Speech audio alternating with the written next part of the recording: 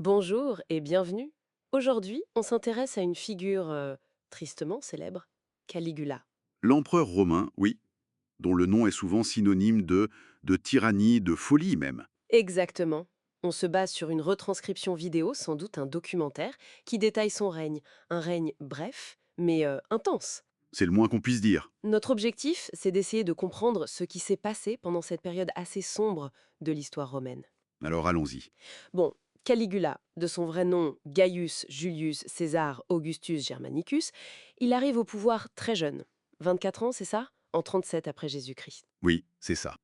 Et les débuts sont plutôt positifs.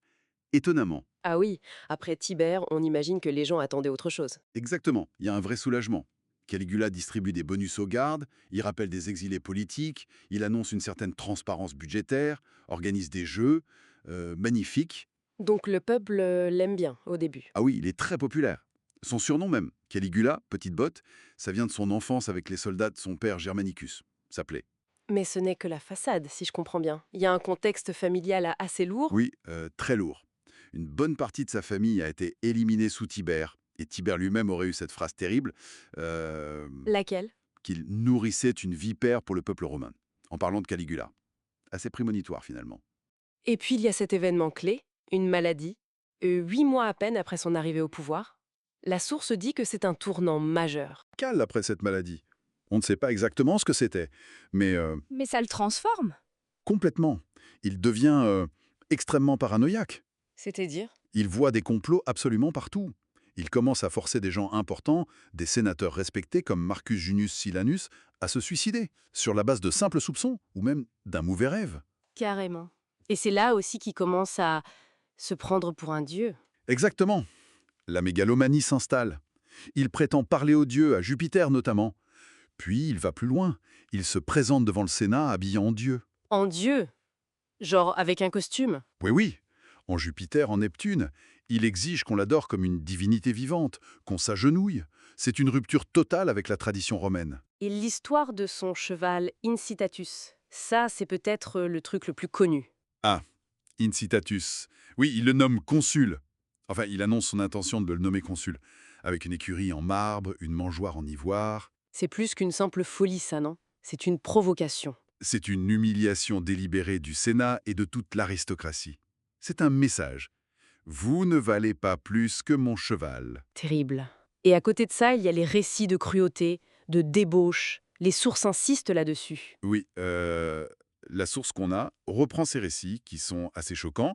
On parle d'orgies mêlant sexe et violence, où les sénateurs et leurs épouses seraient forcés de participer. Forcé. Oui, il aurait violé des femmes mariées devant leur mari, commentant ensuite leur performance.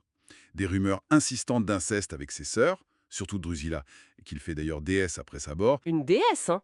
Carrément. Oui, bon, il faut toujours être prudent avec ses sources. Elles peuvent être hostiles et exagérées. Mais ça donne une idée du climat de terreur et d'arbitraire qui régnait. Et tout ça, ça devait coûter une fortune, non? Les jeux, les constructions, le train de vie? Exactement. Et c'est là un autre problème majeur. L'immense fortune laissée par Tibère, Oui. il la dilapide. En un an? Un an. Mais comment il fait après? Ben, il trouve des moyens, des procès en trahison contre les citoyens riches. Le but, confisquer leurs biens. Ah, pratique. Très dangereux pour l'élite. Il invente aussi des taxes complètement absurdes sur tout et n'importe quoi.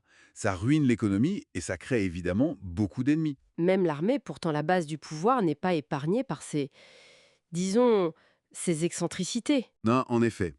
L'épisode le plus célèbre, c'est en Gaule. Il ordonne à ses légions de ramasser des coquillages sur la plage, Des coquillages? Pourquoi? comme un butin de guerre pris à l'océan. C'est grotesque et profondément humiliant pour les soldats. Il planifie aussi une invasion de la Bretagne, puis il l'annule au dernier moment en disant qu'il a gagné sans combattre. Difficile de garder le respect de ses troupes comme ça? C'est clair. Humilier l'armée comme ça, c'était jouer avec le feu. Donc si on résume, le Sénat est humilié, les riches sont spoliés, l'armée est ridiculisée, la conspiration devient inévitable, j'imagine. Oui, elle couvait. Elle finit par éclater, menée par un certain Cassius Charia, Qui est-ce? un tribune de la garde prétorienne. Quelqu'un que Caligula humiliait personnellement, souvent, en public, en se moquant de sa voix jugée efféminée. D'accord, une vengeance personnelle alors. En partie, mais pas seulement.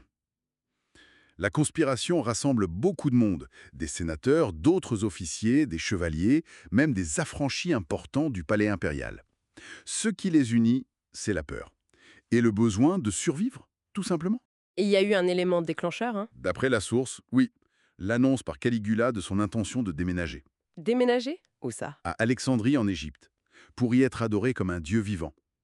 Et il aurait aussi parlé de massacrer une bonne partie du Sénat avant de partir. Ah oui, là ça devenait urgent pour eux. On peut dire ça.